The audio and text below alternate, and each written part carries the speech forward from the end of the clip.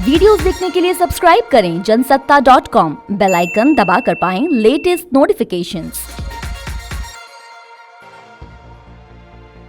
नमस्कार, जनसत्ता पर आपका स्वागत है। सीमा पर चीन अपनी हिमाकत से बाज नहीं आ रहा।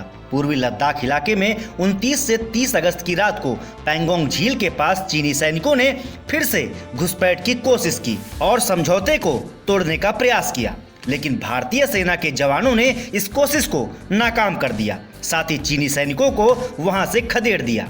इस दौरान दोनों देशों के जवानों के बीच झड़प भी हुई। मीडिया में ऐसी खबरें हैं। तो आइए जानते हैं उस रात बॉर्डर पर क्या हुआ था, चीन का इस पर क्या कहना है, साथ ही इस मामले में अब तक के सारे अपडेट्स क्या हैं।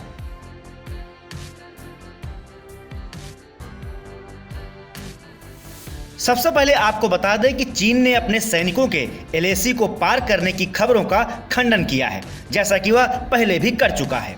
चीन के सरकारी अखबार ग्लोबल टाइम्स के मुताबिक चीन के विदेश मंत्री वांग यी ने कहा है कि चीन की सेना एलएसी का सख्ती से पालन करती है और उसने कभी भी इस लाइन को क्रॉस नहीं किया है। हम अभी भी बातचीत के जरिए ही मामले को सुलझाना चाहते हैं।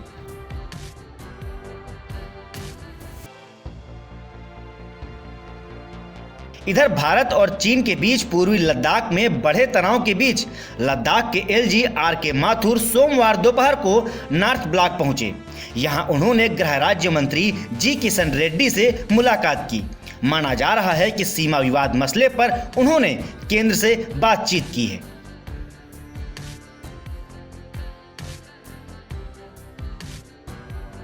उधर इस घटना के बाद श्रीनगर लेह हाईवे को आम लोगों के लिए बंद कर दिया गया। अब इस हाईवे का इस्तेमाल सिर्फ सेना के वाहनों के लिए किया जाएगा। एलएसी पर तेज हुई हलचल के बाद सोमवार सुबह यह फैसला लिया गया।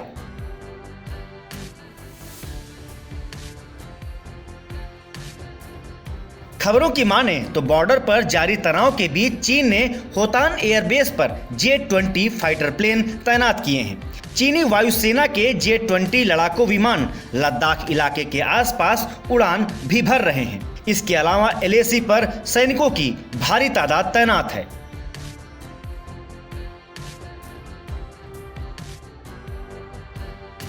वहीं भारत चीन सीमा पर तनाव को लेकर विपक्षी दल खासकर कांग्रेस ने केंद्र सरकार पर निशाना साधा है। कांग्रेस प्रवक्ता रणदीप सुरजेवाला ने ट्वीट कर लिखा कि मोदी जी की लाल आंख कब दिखेगी।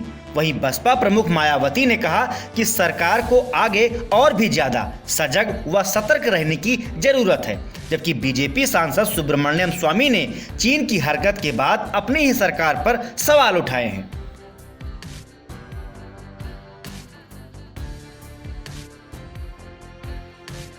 भारतीय सेना के मुताबिक यह झड़प 29 से 30 अगस्त की रात को हुई थी।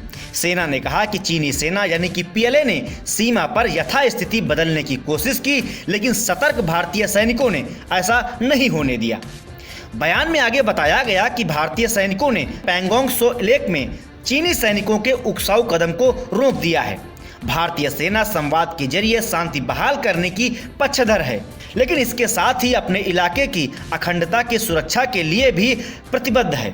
पूरे विवाद पर ब्रिगेड कमांडर स्तर की बातचीत जारी है।